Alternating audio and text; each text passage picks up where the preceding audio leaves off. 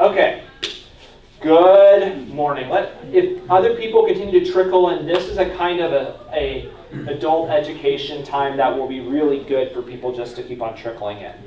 So, adult education today is on stewardship. And this is not going to be a lecture on this is what stewardship is, or even this isn't going to be like a hard sales pitch for like why to give either. This is the way I as I was preparing this and getting adult education together today, my thought was that for everyone that's a member, so I assume all of you got, and if you haven't gotten what I'm about to say, we can give you a copy of it too. You should have gotten a mailing this week that has your pledge card on it, and also has the activities and ministry sheet on it. And so basically what my hope for today was, while it can be easy just to kind of like fill those out in a just like a do it by rote or in kind of a perfunctory way, I'm hoping that we can spend the next now about 45 minutes to an hour or so to have some kind of intention and thoughtfulness that kind of, in turn, filling those forms out into a spiritual exercise, if you will. So we're going to spend some time doing some kind of individual and group reflection to prepare us for turning in those two forms, the activities and ministry sheet and the pledge card. So basically so our activities and ministry sheet is a way that we can steward our time and our talent. And the pledge card is a way that we can be, are minding our stewardship with money. So the way it'll work is the first half or so we're going to be talking about our stewarding our time and our gifts and our talents. And the second half or so will be more specifically about money. So first we're going to talk about our time and our talent. For years, St. Matthew's has had this activities and ministry sheet. If you've been here for years, you've probably seen it before. It's my first time looking through it. But it's just a way to reflect on what are ways that you are involved at St. Matthew's, or maybe you want to get more involved in over time. And so the way we're going to do this, that I want us to kind of do some reflecting on this, we're going to do a couple of different exercises together about this. But first, we're going to try a way of reading the Bible kind of together called Dwelling in the Word. So a lot of our Bible studies here at St. Matthew's, and just also in settings like ours, is about just us reading and interpreting the Bible in a rather, let's say, like analytical or scholarly way. This is another more contemplative way of reading the Bible. We're not just reading the Bible, but we're also even letting the Bible read us. So what I'm going to do, we're going to read this passage twice, ideally with different voices. So I'm going to read it once. Would anybody else be willing to read the passage out loud a second time? Anybody want to read? Perfect. So the way this is going to work is I'm going to read through this passage once. We'll wait about 5 or 10 seconds. Then you'll read it a second time. And then as you're listening to it, I want you to think about 3 questions. You're not going to have to answer all of them, but you're going to discuss them. First is, what about this passage stands out to you? What seems important in it? Second, what questions does this text bring up for you? And also, what might God be saying to you or to us? So this passage comes from 1 Peter chapter 4. Like good stewards of the manifold grace of God, serve one another with whatever gift each of you has received. Whoever speaks must do so as one speaking the very words of God. Whoever serves must do so with the strength that God supplies, so that God may be glorified in all things through Jesus Christ. To him belong the glory and the power forever and ever. Amen.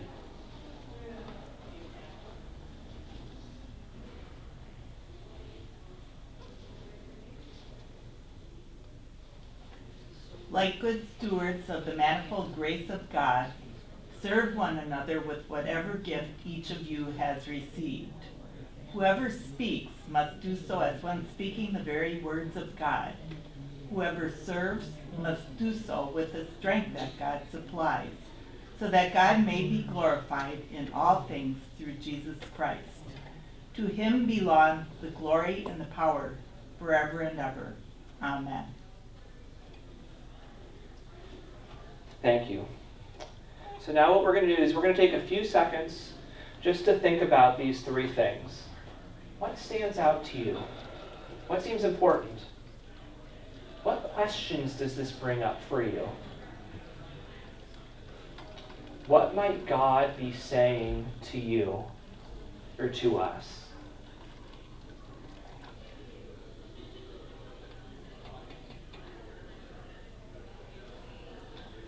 So what I invite you to do now, we're not going to initially share as a large group. What I want you to do is turn to somebody around you, maybe ideally someone that you maybe didn't come with, maybe someone that's like reasonably friendly looking enough. And share with them just one of these things. You don't have to get through all three, just like what response based on these questions you have. And then discuss that. Make sure both of you do that for a little bit, and then we'll do some sharing together as a large group as well. So find somebody around you and let's chat about this for a couple minutes.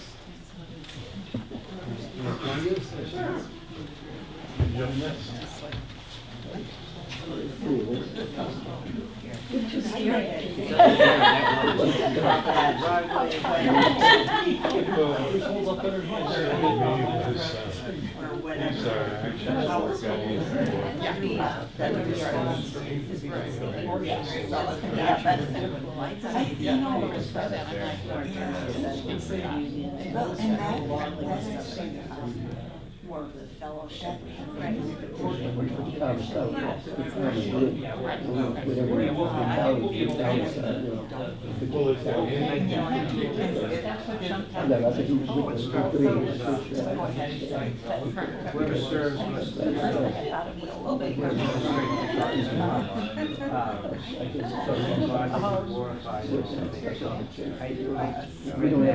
think proportionality, but if you do it really well. That's how I think There's a lot of changes that can be done in those there's a lot of functions. That's only one of them. they love to feel One of them. and They're really glad you take care of a lot of people and just work really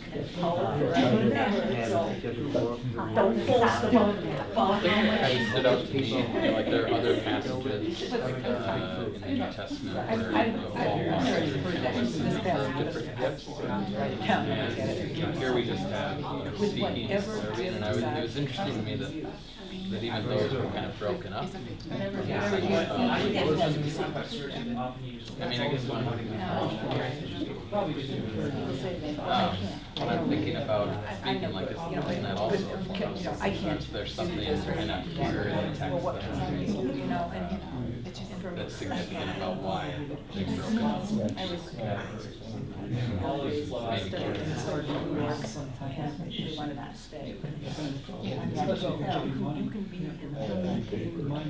That's not what was good to me, you know.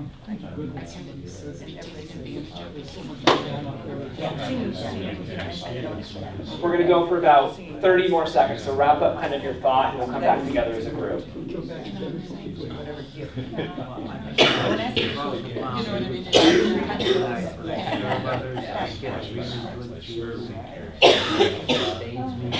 just a few minutes. That's, I guess what I give back, I get back from it. Really sustains me, lifts me up.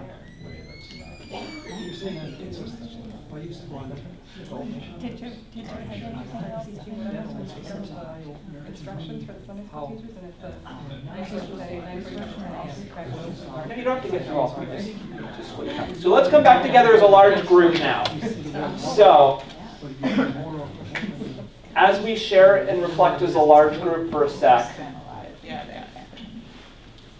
what I want you to not do is say what you just said. I want to hear you share what is something you heard someone else say in your small group. So we can lift up, what are other things we heard? What wisdom was brought up and perspective was brought up as we shared? that, you know, we are all individual selves, that what impressed several of us is that whoever speaks does so, speaking the very words of God. And, yeah, that it's an important role. Yeah. You're part of it, you're part of the ministry. Yeah, this is an important role for sure, yeah. Thank you. What else did we hear? Yeah. What I heard was that in the line, whoever serves must do so with the strength that God supplies. That's interpreted as proportional to the strength that we each individually have within our capabilities. Yeah, absolutely. Yeah, what we serve according to the strength we've been given. You know, there's a kind of, it's proportional, and what we give is according to what we have. Thank you. What's that whoever speaks must do so as speaking the very words of God. That came out to a number. Yeah. And questioning whether we really do. Should I say what you said? You had something. You good. can. That often when we talk about stewardship, we talk about money, but here that we are stewards of God's grace. Yeah, isn't that interesting? You know, we're stewards of God's grace, and this God's grace gives us strength, you know, in proportion to, you know, our abilities. It gives us ability to speak God's word. This feels like a different way of talking about stewardship, and I feel like often we hear about it too. That's interesting. And now that we've spent some time in this passage, I want to linger on it a little bit more. This is the slide layout is different. It's the same text, but you still have it on the screen. And I want us to get back into those groups you were in again, and we're going to talk about these three questions.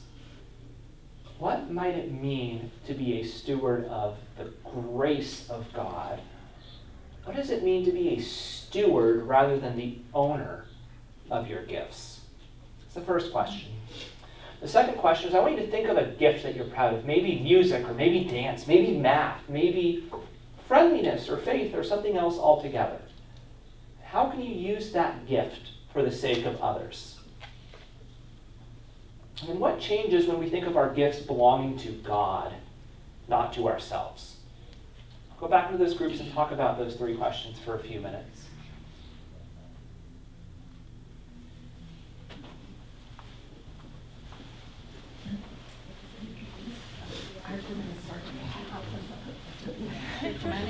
Join us, Nancy.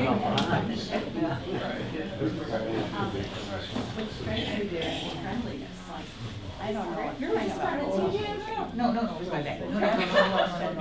Just come and join us anyway. So I'm thinking of coming and going to fellowship. And then talk about the services provided through the quilts and the I'm really curious about that. First came up to mind that what it means to be a steward of grace, because oftentimes we think of stewardship. That's enough, that's all you Limited need. resources. Can you use the safety pin? As well. Okay, then you're good, because I don't sew either, but I do it sort of in memory of, Are there times in which calls to Norma. you know, so talents properly? Considering them a gift. So Norma if you think of our gifts was that way, Pastor Ed Winter's you know, I wife. call them. Yeah. Is that the So, she was my friend, so I just kind of do it. And now my other friend died, and she made a lot of clothes. Something that you're also more like So, about who you share that with. You know, when I was sort of something that I don't have any talent in, God didn't give me that. I'm retiring. I think it's a So, that's nice. An engineer. That's a way to So use your time, I guess. people design things, Well, that kind of people, yeah. but I guess I had gifts for good organization, communication skills. Thanksgiving. And this particular steward really enjoyed using those gifts in my work, and they served me very well. Time to end that chapter. What is the second question? Since I've contorted my chair. I started my The property here. March of 1969. Oh, really? Before they have those gifts, so there's just show up. Just show up. I was still in college in Boston, but It's sort of like getting into the program. went to school for 3 months. Something you don't really want to spend your money on. Yeah, not a sexy way to spend money. Right. No, I think about using friendliness and friendship that bring people in instead of, our passionate about it, but when I think about how I want to apply it, things, right? I'm certainly capable of I want to say like, how can I tell stories in a way, how can I write things Yeah, and the person that draw comes to people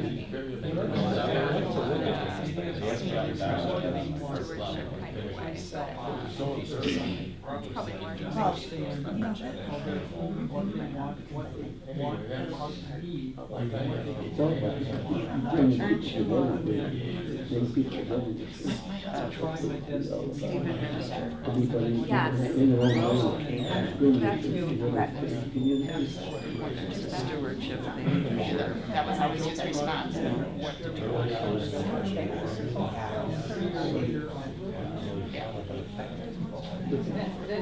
My background is also. Then the owners, give because you want to. Not because you have to, not because you have to pay for it, not, to hold that to do it because you want to, it's the story. Does that make any sense? And to me, that is a whole other. What's it on? Put myself in their shoes, just understand the way they see things. We certainly had a lot of rules that had to be followed, but the way you apply it is human Limited right now. I have been at a conference, so that might serve. There's a couple of groups that, Yeah. studying the details. The third question is I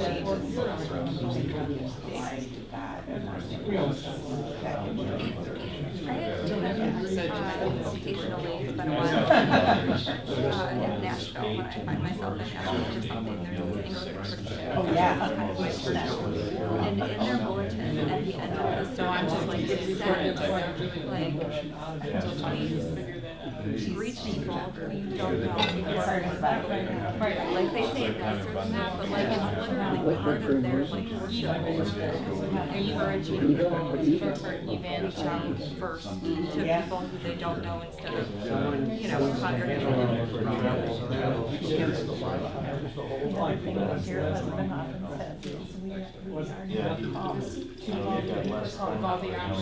This has been Then we did.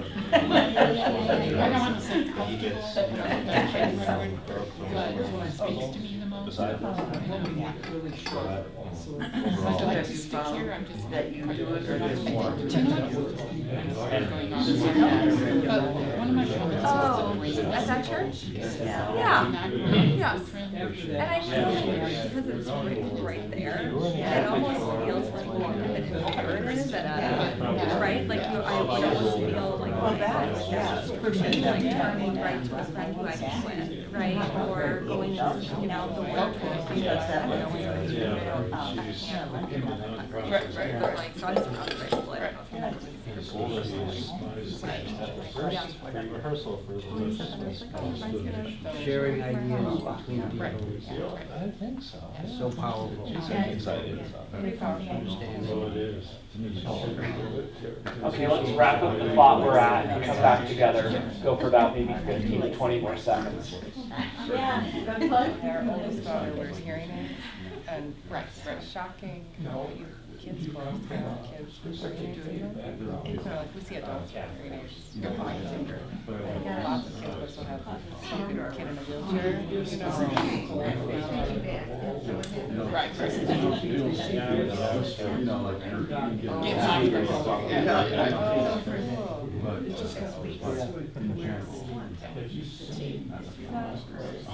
Okay, let's come back together as a large group. Oh, yeah. What are some things we discussed in our groups? Yeah.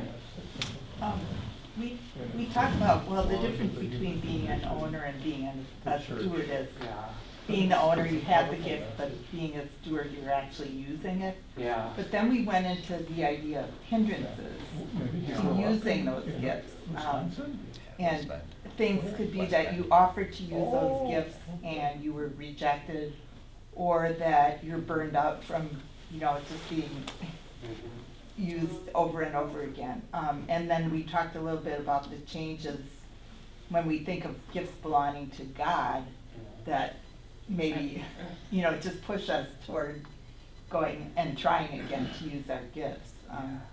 And then our different faith traditions, we talked about guilt. Guilt isn't in there. Oh, yeah.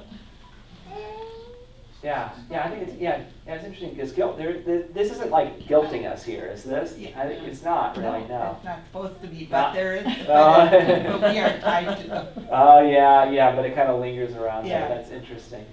Yeah, and we're talking about traditions, and like I think our kind of upper Midwesternness can sometimes mean bringing up our gifts can feel a little uncomfortable at times. But I hope that you were able to. Even if it felt kind of uncomfortable, I hope you were able to come up with some gifts that you were thinking about that are yours. Our groups even said the importance of friendliness. Yeah. And saying hello to two strangers you don't know, rather than run to the people you do know, just at a worship service. Or while you might not have the skills to actually make a quilt or whatever, you have the gift of friendliness, and you're speaking the love of God to the people you might show up just to help out with the quilting on Saturday, even though you don't sew. Yeah, friendliness is a real gift. Yeah, it sounds like simple, but it makes a huge difference. Yeah. Anything else you all discussed? One of the things that came up in our group was when you talk about stewardship, it's not necessarily you owning it, it's kind of taking yourself out of the ownership and taking a step back and realizing it's not all based on you, it's more based on the gifts. Yeah, absolutely. Yeah, this stewardship, this is like decentering of us, especially in a text like this, and centers on those that we can bless with our gift, with what we're entrusted with, and centers on God as well.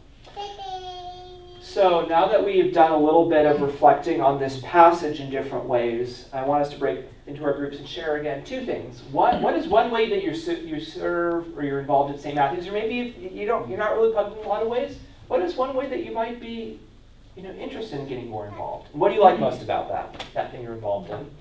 And then what is one way that you've wondered about getting more involved at St. Matthew's? What's one part of church life that you'd like to know more about? This, I'm not taking notes and I'm gonna go, chase you down, or have Sue Swing chase you down based on your wondering. This is just, what is something you're curious about at St. Matthew's that you'd like to know more about? So first, what's one way you are involved, and what's one thing you're curious about? Yeah, chat about that in your groups for a couple minutes.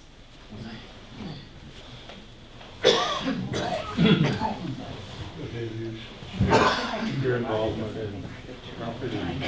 Yes. I would put it just like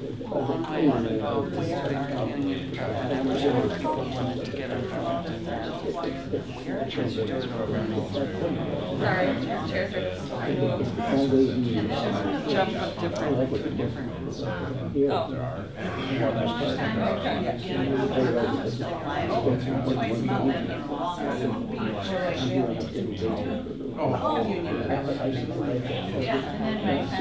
She died, and I've had more time. I was telling her. Oh, yeah. A little bit before you. Yeah. I wondered about. Yeah. I am on the tech committee. This is a thing. There's a lot of things you can do. So that was kind of my challenge. But I done it, and it's okay. And then you know what happens. Oh, here's the. I'm just a bad. Yeah, somebody else. Yeah, it's like Oh, well, yeah, yeah, my, He missed two, there was he no, missed two verses when the song that he was supposed to be rejecting. So we're still on the first verse. You can see them out there on the phone, and I don't know. Well, and the thing with that, when Jim was trying to get over. But I think she was, my computer went totally down yesterday. So we do those twice. Yeah, let it sit for a while, and then A lot of these meetings held in back in, different and sessions. this morning, and That's our so I think something, but it'll be more, maybe, we don't know. Check something out.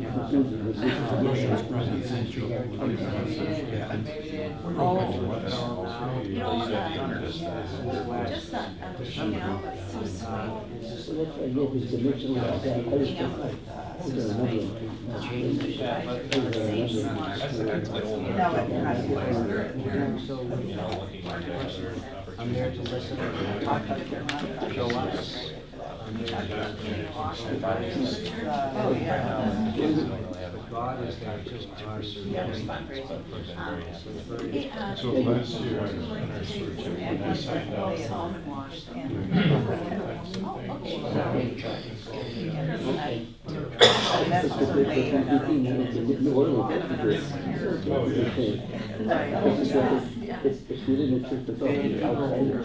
May not feel We just have to be in the right place at the right time. They get asked to do something, right?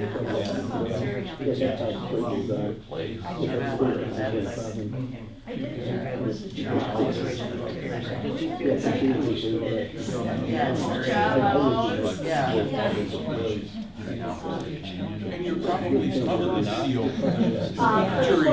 Yeah.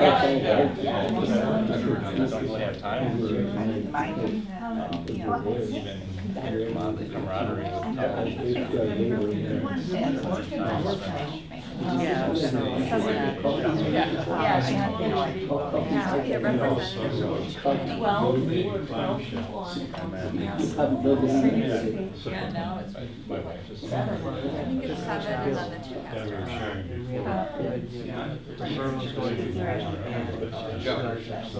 I'm going to do that next year, so I will find out more about serving in that. still assigned to I think so. And they don't fit. And I don't know if there's But I will find out. probably on the, And I we can look up what things different. She's 13 fair. Maybe that's something I need to do is remember that rule. comes up every January. Right. Okay. Did you know the story? Right. Just as much.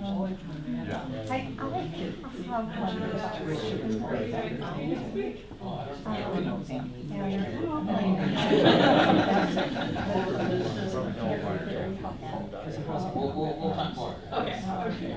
Yeah, so like you're saying, more ways. It would be wonderful to hear that and very welcome to us. Yeah. Every other Sunday or a couple times a month. I'm sure you know that already. Yeah. Girl.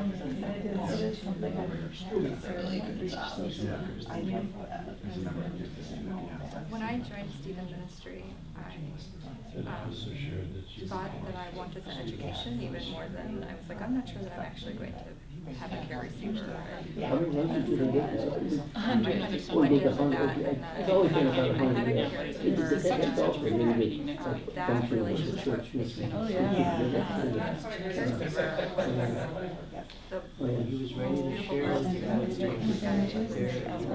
judging him, welcoming him. always look forward to that time, those conversations. Okay, let's come back together as a large group now.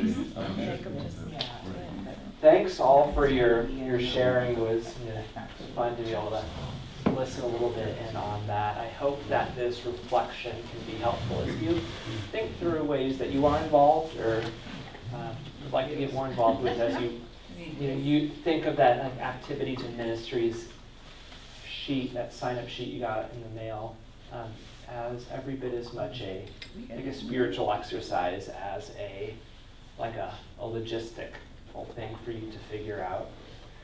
So we're going to keep on moving, and so we're going to then and so if you got the activities and ministry sheet in the mail, great. If not, we have more floating around. I should have brought a pile in. So starting next week, a part of our stewardship campaign is consider filling that out and turning that in. Just to think about ways that you are involved or ways that you might like to get more involved. Because we think that you all have gifts and things that you can, talents and graces that you have been entrusted with that you can steward for the sake of our church and our world. So I invite you to take some time and continue to reflect on that. So one way, this is not the only way to think about what ways that you have time and talent to use. Is activities and ministry sheet, but that's one. So that's just a way that I invite you to be thinking about that in this season. So that's one way we talk about stewardship. Think about stewardship. Another way, let's be, kind of when we usually think of stewardship, let's be honest, we're often thinking about money and talking about money. And then also in our stewardship campaign, there's also a pledge card, a way to think about how much can I, am I intending to be able to give for 2025. And so to do that, I want us to do another round of that dwelling in the word type reflection. But to do this, we're not going to read it twice because I really think this is a cool passage. It's admittedly kind of long, so we're going to just read it once. I'll just read it to you all, and as you listen to it, I invite you to think about these three questions again. What stands out to you? What seems important to you? That's the first thing to think about. 2, what questions does this text bring up for you? And 3 is, what might God be saying to you or to us? So this passage comes from the book of Exodus, chapter 35. Moses said to all the congregation of the Israelites, "This is the thing that the Lord has commanded. Take from among you an offering to the Lord. Let whoever is of a generous heart bring the Lord's offering. Gold, silver, and bronze, blue, purple, and crimson yards, and fine linen, goat's hair, tanned ram skins, and fine leather, acacia wood, oil for the light, spices for the anointing oil, and for the fragrant incense, and onyx stones and gems to be set in the ephod and the breastplate. All who are skillful among you shall come and make the make all that the Lord has commanded. The tabernacle, its tents and its coverings, its clasps and its frames, its bars, its pillars and its bases, the ark with its poles, the cover and the curtain for the screen, the table with its poles and all its utensils, and the bread of the presence, and all the lamp for the light, with its utensils and its lamps for the oil for the light, and the altar of the incense with its poles, and the anointing oil and the fragrant incense, and the screen for the entrance for the tabernacle. The altar of the burnt offering with its grating of the bronze, its poles and all its utensils, the basin with its stand, the hangings of the court, its pillars and its bases, and the screen for the gate of the court, the pegs for the tabernacle, and the pegs of the court, and their cords, the finely worked vestments for ministering in the holy place, the holy vestments for the priest Aaron, and the vestments for his son, for their service as priests. And they came, everyone whose heart was stirred, and everyone whose spirit was willing, and brought the Lord's offering to be used for the tent of meeting, and for all its service, and for the sacred vestments.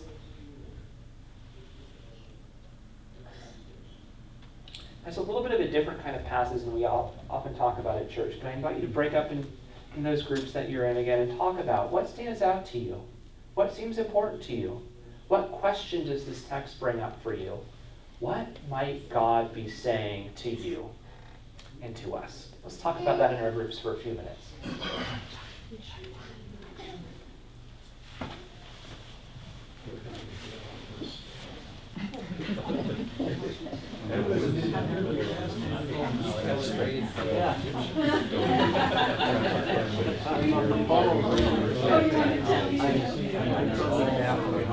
Maybe different, you know, if you in the caves of the red yarn or whatever, and you saw reach on the red yarn and half, that would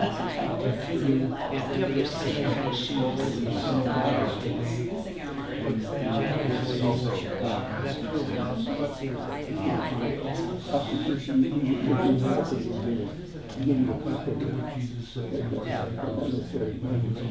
I mean, you know, that's what it said. Poles and things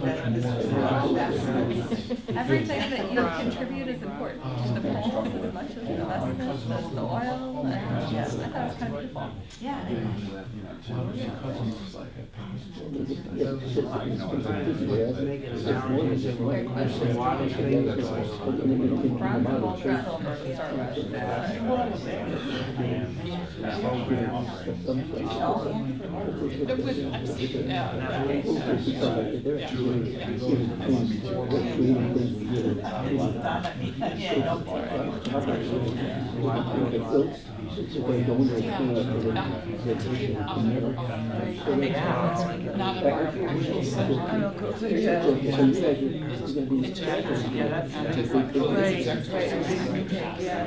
And with that, it just seems like there's this like long laundry list of like stuff that we need for the tabernacle. So like we need like a lot of kinds of oil. We need these like screens for kids. Like it's just like it feels very loud. It's just like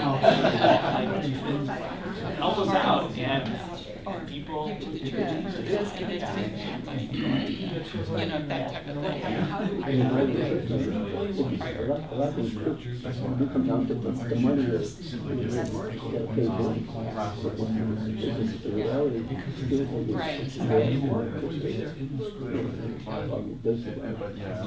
come down to money. This church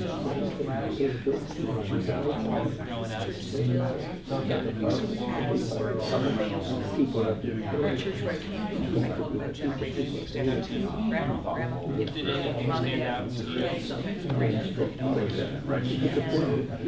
Oh shoot, I'm sorry.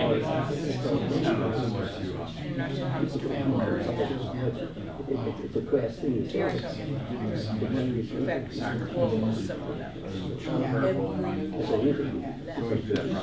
I started, I was my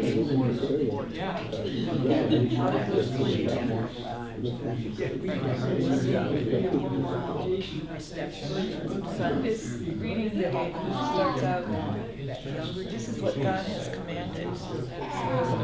They probably don't even see their and that really shows. I don't know that we're told that right now in our stewardship.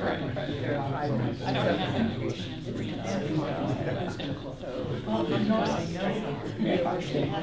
Something like that, but first born, they're all crops or something. Because of the way that's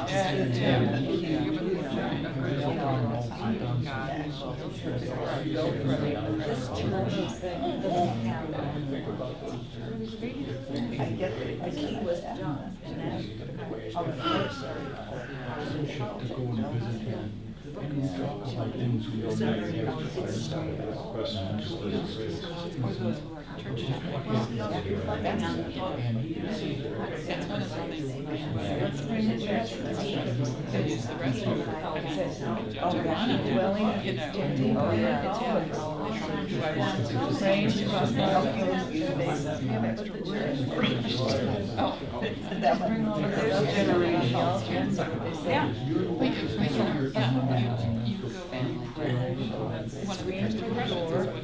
Don't we have a roll of screening there?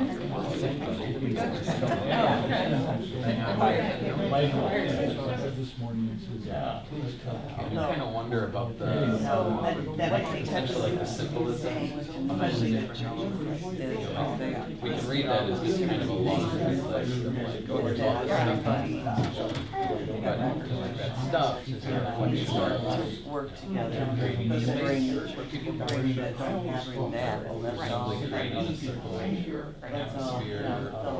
I do it as a group, not like I make everybody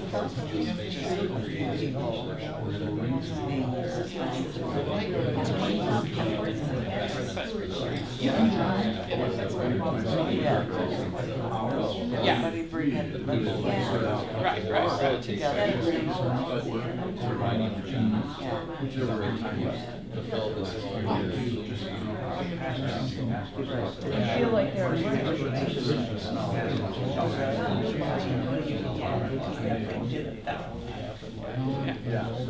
so they need our I was just thinking, you know, like God commands me to do this thing, and I just scared of this, but later, that emphasizes and I don't use it in other parts of the screen, so,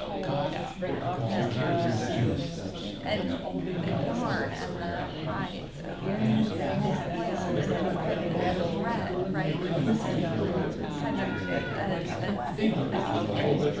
of the Psalms there today that was like, flock and field. At some point in time, you know, it was like, people give their gifts to their first flock or field. You know, I think people are in different, right, lines of work and have different gifts and how that all works together, and I thought that was kind of, it was a very, texture scripture, right? A lot of sensory. So, and also,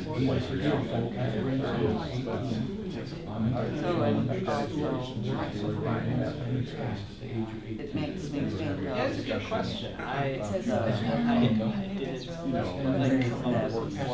They came back, everyone From church, people were giving from their abundance that come to mind, and the widow was giving wine from. I've been able to do To your point, we saw that story. Like Peter even said, not that the outback thieves go to the total sum, but that they're kind of about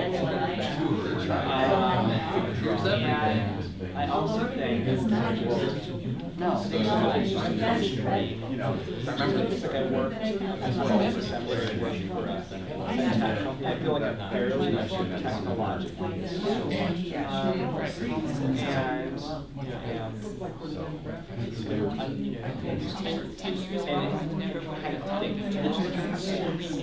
Right, I mean, I want my info, and now there's COVID and whatever, I mean, that's where we are. Podcast. Yeah. But we still have kids, so they probably. Yeah. When I was a kid. Gave them.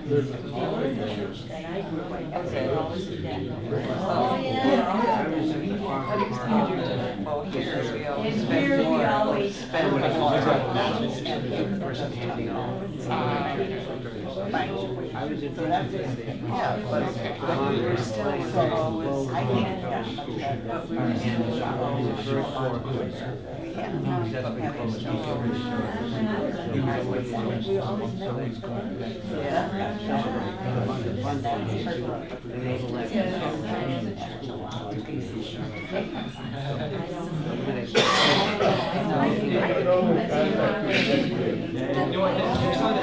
feel like there's a cash value for something like that. I would consider cash money as an interest rate. Right, but interest rates are.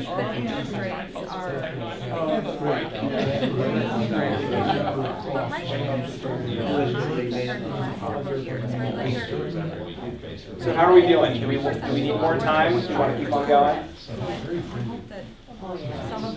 Are we good? Do you want more time? You good? Okay. Okay, let's come back together as a large group. So like last time, I invite you all to to share. What are some things you heard in the group? What are things that somebody else brought up as we talked about Exodus 35? It was interesting, the laundry list of things that it lists in there. It's almost like a checklist of things that you have to have for worshiping God. Yeah. Yeah, and not have to worship God, but to have a place on earth while we're all still here to gather and be together and worship God and bring us together. Yeah. Yeah, it's interesting. Yeah, and like in the group I was in, like it almost had this like disorganized or informal sense of like, hey, we need all this stuff. Who wants to bring the oil in? And like who? And like it's like there's like tent pegs on the list, right? Yeah. It's like it has this very like it's like it's like this big old list of here's the stuff we need. Yeah, that's interesting. Like, did we reflect on like why is that in there? Like, what does this mean for us? What struck my mind is, what does that say to a storefront church today and their relevance? I hear that. Yeah. Yeah, so say more about how this might relate to a storefront church. Like what direction does that mean? If the gold and all these things are so important, yeah, and they're just a storefront church, and you see how does that make sense? Yeah. Oh, so what you're saying is it feels that there's so much talk about like luxurious items in this, and if some church is barely making it, like how might they interpret it? Is that kind of where you were going with it, Herbert? That's interesting. What do we all think about that? Does this seem like something that is like demanding like a lot of affluence to worship God?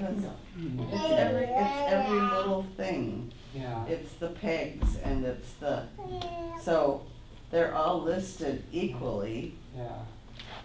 And so some people have the wherewithal to give the gold and some I can make the pegs. So it's like everybody has to work together to bring it together to be the church for everyone. Yeah. Yeah, absolutely. Yeah, I like that. I think that's interesting looking at Nancy. Yeah, I saw another hand back there. It didn't occur to me while we were in our small group, but something that I remember hearing in a podcast once that can be a bit of a foreign perspective for us, because as we were training our small group, we were talking about like we're creating this space for worship, for people to gather and to have this experience. But I've heard at least one author that's put forward the idea that when we're looking at these Old Testament texts, that they're arising out of a theological framework where it was necessary to separate the holy from the mundane or profane, almost in the same way that like if you're working in a nuclear power plant, like you got to put on the hazmat suit before going into the space, because to enter that space, to flip back into the theological, to enter into the Holy of Holies without the proper protections, like your humanness could not stand before the divine and make it. And so there might be some element as we're thinking about storefront churches, or we're thinking about like what is the symbolism or the significance of this laundry list of pieces. I think one framework is to hear it in that sense of, we're creating space to gather and everyone to contribute and worship. And part of it might be within that theological framework, like we have to create a space where God's holiness can be present among us and not destroy us as it's in our midst. And in doing that, we've got to have these requisite pieces to almost kind of contain the divine. And a very different way of engaging that text. Yeah, that's interesting. Yeah, thank you. I think maybe also on the responding to the thought of how a church without much material means could view this passage. I think that also the New Testament, the end of the New Testament, gives a much different idea of what a worship space is, what's appropriate for a worship space compared to the beginning of the Old Testament where this is. I think that maybe there's the dawn of Christianity maybe brings a different idea to what is necessary for worship as well. I was listening to the list, all the things that you were listing, like gemstones to tent pegs, right? And it was reminding me of sitting at a council meeting and looking at the monthly bills. Yeah. And sometimes it's like 100% beeswax candles for worship, along with like, the bill for the air conditioning or something. Absolutely. And like just what all the pieces that go into St. Matthew's, right? Like the stuff that nobody wants to chip in money for, right? But then also the beautiful things that we do in worship, right? The guy who comes to get the dust out of the organ, which is a regular thing that happens so the organ can continue to sound beautiful. But then also like crayons for the Sunday school kids. Yeah. All of it is in there. Absolutely. Like I'm looking at this window here. There's a tree out here in the corner of our parking lot that's color is changing. There was a big storm probably 3 weeks ago, a month ago, that knocked a big old tree branch out. So we had to bring a tree trimming company in to make sure the tree was structurally sound. Like that was another expense too. It's like that doesn't sound like does that sound? I don't know if that sounds more like a tent peg or a gemstone, but it's in there for sure. Yeah. What else did we hear about or reflect on in our groups together?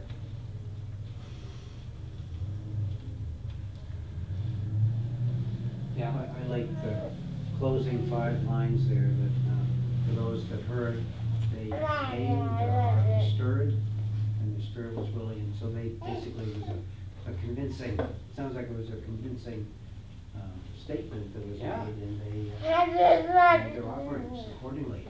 Yeah, that's something I noticed about that too. Thanks, Carl. That people's hearts were stirred, and in the beginning it says, hey, if you want to get on board with this and you're excited about this, do this. Like there is no like pressure campaign. I'm gonna go back. It says,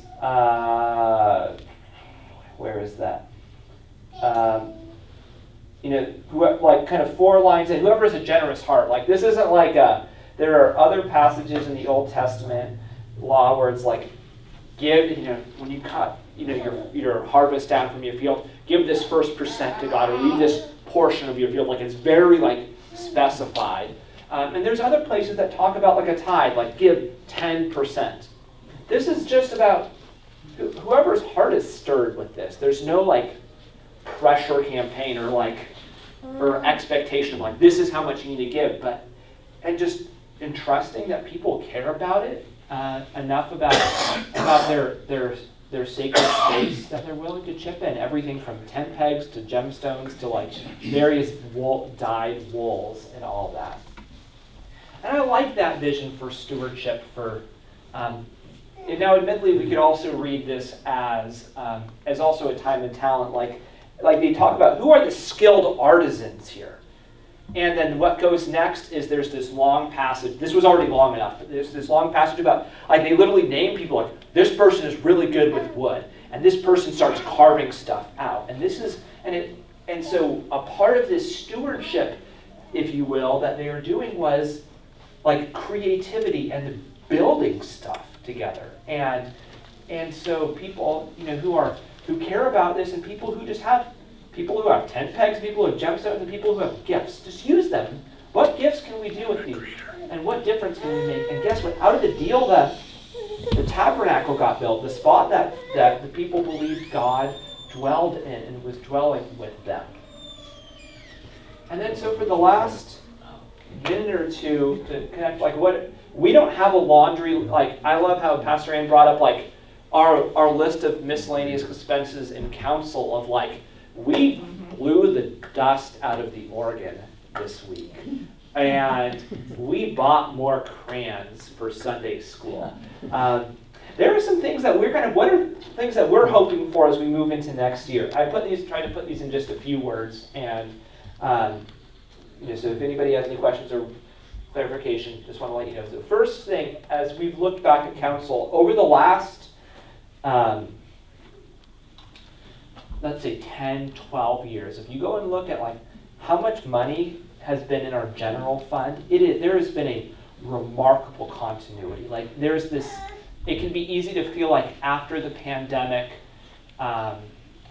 there's, maybe there's less people in church, where are we at? Are we doing okay?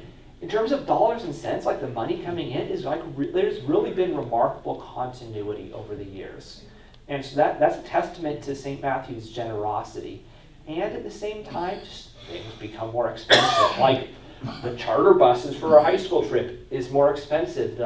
There's inflation. Cost of living for staff goes up. Insurance costs for staff goes up. The building's insurance goes up. And so over the past few years, in transition, we and I think wisely so, been willing to recognize that there are just going to be costs that go up. And that has slightly outpaced the giving, which has remained steadfast and generous. But we would love to be moving towards not having to rely on past reserves, but the amount of money coming into the general fund and coming out of the general fund is more in alignment. And one of the big expenses, honestly, coming in and out of the general fund is our staff. We have a wonderful staff that's been here for a long time. We want to pay them fairly. And compensate them to recognize their dedication, their skills, their years of experience. And also one thing I shouted out, Pastor Ann about this in the past, because I was like, oh, this computer is about 4 years old. I was like, hey, I feel like, I've gotten a good life out of this. And then Pastor Ann was like, my computer's 8 years old. So I'm not saying give money to the church so Pastor Ann can get a new computer. No, the point is that our staff does a really good job of not spending needlessly. But at some point we know that, for instance, computers will die. And we want to be able to make sure we have dedicated money set aside so we don't have to get financially creative to give the staff the tools our staff needs to do their job. So some of it is just making sure, so giving our staff tools they need to do their job. And then finally, missions and partnerships. I want to say, our high school trip last summer to New Orleans, I can't remember the exact amount. This is once you factor in fundraising, like selling the tins right now. You should go buy one of those tins, the city tins, and other fundraising. Even when you factor all that in, and high schoolers spend $900 to $1,000 to go on a trip over the summer. That's really expensive. Partially because the bus for a week is $25,000. It's really expensive. So we're looking to find ways to make the trip not as expensive, but we also recognize that our students, we still get a great turnout. They have skin in the game. They fundraise, they put money in themselves.